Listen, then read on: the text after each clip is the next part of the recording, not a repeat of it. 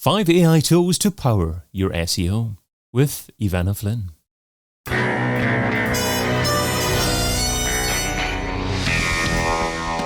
The In Search SEO podcast is brought to you by Similarweb, helping you build better SEO strategies with digital intelligence, insights, and data.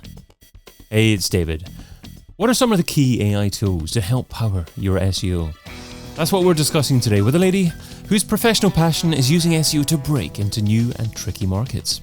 She's an author, a public speaker, and an SEO director. A warm welcome to the In Search SEO podcast, Ivana Flynn. Hello, everyone. Thank you for having me. Hey, Ivana. Thanks so much for joining. Well, you can find Ivana over at comeon-group.com. So, Ivana, today you're sharing 5 AI tools to power your SEO. So shall we get straight into number 1, which is Keymate AI Search? Let's get to it. I just want to say that there is so much hype about AI tools and AI, how it's going to replace us or eat us alive. And with my little speech here, I want to prove that it's not that. It's just simply here to help you. It's one click away to help you with your work. So yes, this one you would use when you are doing a small keyword research. You give it the first keyword and it just starts to give you an ideas. What's next? What's better? How people search. It's a little bit like Google autofill or keyword cheater. It's one of those. It's just a little bit more AI generated, a little bit more AI powered. But again, if you are doing keyword research, you're using lots of tools. And this is just one more that can help you with it. And this is something, so Keymate.ai, this is something that also works in conjunction with ChatGPT. Yes, exactly. That's why I'm saying it's a little bit more AI powered, because it is getting information from that and you can use it when you are creating your work with ChatGPT. ChatGPT is something, it was first one to come and change the game. And we all started to use it for many, many things. For example, organizing yourself, connecting with Google Sheets. And it's just one more tool that you can help to connect with, populate your Google Sheets with this and connect it with ChatGPT to start to create your content. So it all works beautifully together. Lovely. Okay. And is that something that you can just use by itself and not bother with other things when you're coming to determining what you should be writing about? Or are there going to be gaps? Do you have to do keyword research other ways to determine what the best opportunity is to focus on? I believe that every time you're doing keyword research, you don't rely on one tool. First of all, you rely on your common sense, because the tools sometimes give you absolutely crazy ideas. So this is one I would add to my usual keyword research. But common sense is obviously the one I use the most. Common sense is an important tool. Exactly. Google autofill, unless it's a little bit, cooked from the head SEOs, it gives you a good idea what people search, what people ask, what they're asking, how they're searching. So it starts to give you the how and why and what. And this is one of the tools that really beautifully brings it together with ChatGPT. Absolutely a must-have. As I'm saying, a click away from good keyword research. Maybe we should record another episode on the number 1 SEO tool, common sense. But perhaps that's another episode, yes. Exactly. Okay, let's go to tool number 2, which is Reword. Yes, Reword is fantastic. Imagine you finally got to know all your keywords you want to, starting with obviously knowing the market. I just want to pause here and say, if I want to go to start anything to do, I want to look into my competitors, right?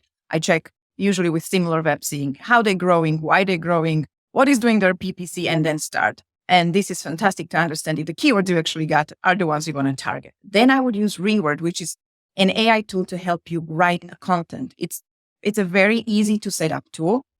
Basically, you go there, it asks you what you want to write about, and you click entertainment. Which language you want to write about, and there is several languages. It's not covering all the languages, but all the main ones. So you can do German, you can do English, you can do American English, you can do Spanish, all of the big ones. And then you can connect it with your Google Search Console if you want to, and you can share the result with your teammates. Now, fantastic thing about this tool is that it learns from the content you already have, right? And it starts to understand what it is about, and it can simulate the tone of voice. So it's beautiful. It actually starts to give you a content in a tone of voice you already have. And if it's written by a human, it really, really simulates how human writes, and it gives you good content. Best thing about this would be if your content is poor quality, AI generated before AI tools became good, it's going to give you a very poor quality content. So be careful with that. Make sure that the content you're using to feed to the tool to learn from, it's quality. You can use it for free as well, which is a beautiful thing. Who in SEO doesn't want something for free? There's always a catch. Exactly. And then you just, start to learn from that content. And then we go to my tool number. Yeah, sure. So just for a second on Reword, so a couple of things. You say that you can get Reword to learn from what you've done before and copy your tone of voice. So in terms of how it does that, do you just provide it with examples, URLs of your best articles that you've produced previously and use that to generate the tone of voice? You can do that. And as you connect it with Google Search Console, it can get data from that as well. Or you can choose which Google Search Console you do, obviously, if you have many. And it says in the Reword website, Reword helps your team collaborate ethically with AI. So how much of this content is actually produced by Reword and how much is it produced by the user? It claims, and it really tries not to be a magpie. So it really tries not to plagiarize. Tries to give you feed it data from online. Obviously, we all get the data from there. So if the data is wrong, it's going to be wrong. But then it's reworded in its own way. And the ethical thing is that you can switch off the plagiarism. So you can really try to get an original content. Even this, I would still recommend you have an editor on it because mistakes happen, spelling happens even to AI tools, especially if it learns from mistakes on your website. And editor that you can touch is always a must, no matter how great the AI tool is. And for the ethical parts, yes, we all like to believe that the tool is not going to plagiarize. It's going to respect that we want to have original content, that we want to be original and not be magpies. But I would always make sure that the editor is there to review it, make sure it makes sense, and then we didn't really stolen some work, hard work. Yeah, when you said that, I was just thinking, what if I was doing an exam and I said to my teacher, I tried my best not to plagiarize? I'm not sure if that would fill them with the greatest amounts of confidence, but I guess that's a good principle that you suggest, to have someone there to review everything and to edit things and ensure that it's as you desire. Exactly. And this editor here is basically the teacher you are trying to tell, I am not plagiarizing. So I would treat my editors as the teachers and make sure that they actually spot things that are stolen if they're stolen. That's why you have editor. How do you spot things that are stolen? Are you talking about copy and pasting text to see if that text exists elsewhere online? I would definitely do that. Every time I get a new content, either from my supplier or try a tool, I go a few sentences, few weirdly looking styling of the words and do a search in Google if that content doesn't exist somewhere. I always do that, of course. You definitely don't want to steal someone's content, put it on your website. It crawled it. It's already canonicalized somewhere else, and you don't store for content you worked on for hours. And the third tool that you want to share is Grammarly. So Grammarly's been around for a while, but it's more AI driven now, is it? It is, and it's getting more clever. So it understands more languages, and it's very spot on with grammar, at least the English one. Slovak one, I wouldn't trust it. I wouldn't trust myself with Slovak one. I'm originally Slovak, horrible grammar. But it's getting more clever. And if you try it, or if you speak to other people that use it, which I have done, just to make sure that my understanding of the tool is really correct and it's not just my impression, is great. So the grammar is good. The styling of the sentence that it suggests, if the sentence is lengthy or not exactly correct or a little bit maybe old style, it's very good. So it gives you more, if you want salesy, if you want more SEO than SEO, but it gives you more punctual sentences. My problem with this tool is that it doesn't have offline workspace. So you need to be online, and there is only paid version for the good one. And that's around $30 a month. So it's not exactly cheap. And your fourth tool is Ad Creative. Now, I would have thought this tool was for paid advertising professionals. Why is this relevant for SEOs?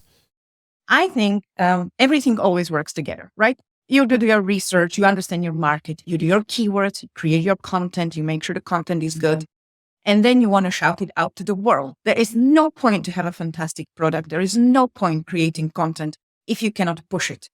And this tool, and I am not a social media maniac and I have the comfort of a team of social media that pushes it. But this tool is easy to work with if you are not a social media person, if you don't know how to run a campaign, how to create your ads, or how to get fantastic creatives and images. If you are looking for a really robust agency tool, this will not cut it. But if you are a smaller team and if you just want to push your client's offer or your new brand, this is the tool that helps you set it up without being a social media expert. And as an SEO, we need the social media push because we need the traffic, we need the awareness. So social media is definitely there to help SEOs. And I like to include this just in case some SEOs might want to do this, don't have a social media person and don't know how to go about this. So this will give you the desired push on social media, which obviously gives you a ranking signal through your traffic. Great advice. And it reminds me of the advice to actually think of, instead of publishing your content, to launch your content. So if you've got a wonderful piece of content, actually plan to promote it and have a launch day and have a sequence of events to help to promote that piece of content. Exactly. And if SEO is supposed to be good SEO, you work with your paid channel. You make sure you cooperate with your PPC counterpart. Of course, you don't want to be heard by their activities, and you want to be supported by activities of programmatic and social media. So I think SEO is just one of the channels that, if you want good marketing, needs to work with the rest of the funnel. And your fifth tool is get backlinks. That sounds fairly self-descriptive. Very, very, and it's a very simple one as well. SEO runs on backlinks, right? Again, backlinks are votes. This is a good piece of content. This is a good product. This is a good piece of advice. When we create something, we shout it on social media. We try to get links to it to make sure most people see it, to make sure Google understands this is a good content and they push it. And this tool is really simple. So, and there is a free mode as well. You basically set it up. You can set it up by one keyword or a topic you want backlinks from. So let's say business, you give it business, or you give it entertainment, you give it film. And then it actually goes around the web, scrapes it, finds good opportunities, and then sends it to you directly to your email, either daily or weekly. And it's as simple as that. Then there is a link, click on it, and you will find your backlinks. Obviously, I am doing this with lots of other tools, right? But this is just to make sure that I'm not missing out on some other great links that my other more robust link tools I'm using are missing. Actually, it happens sometimes. I get this amazing business link, and I'm thinking, oh, that was fast. And every day you get ping, sometimes 1, 2, sometimes link, sometimes 10, and just you don't miss out because there is this tiny little thing that helps you this much. So just to clarify, does get backlinks automate the finding of link opportunities or actually build links for you? It automates the finding of them. So you either by a topic or a keyword, you can do either topic entertainment or a keyword. In my case, will be casino betting. And they just go and find it. There are links available on that and send it directly to your email. And then you do the outreach. Exactly. It doesn't really build a PBN for you, or it doesn't sense anything automated. It just gives you an idea of like, this link is available and your competitor might be there. So you can say, okay, I don't have this one and this tool missed it. And wow, thank you for this tool. Well, let's finish off with the Pareto Pickle. So Pareto says that you can get 80% of your results from 20% of your efforts. What's one SEO activity you would recommend that provides incredible results for modest levels of effort? Spying on your competitors.